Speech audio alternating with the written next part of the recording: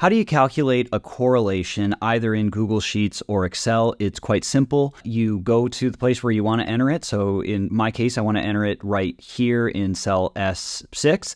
And then from there, I am just going to enter equals CORREL and then put in the data sets or data series of interest to you. The one thing I will mention is that your data series have to be the same lengths because you're working with ordered pairs. So you can't have like 25 values in your X column and 22 values in your Y column. But as long as they're the same length in terms of entries, you're going to be fine. In my case, I am just taking the correlation of columns B and C, and I come up with 0.843. What are columns B and C? Well, it was the US stock market weekly performance and the international market weekly performance. And this was the association. We saw that there was a positive association. And what's interesting here is I mentioned that the covariance was positive. It was, 0.000457, and it's great, but that doesn't really mean anything. But because correlation is always bounded between -1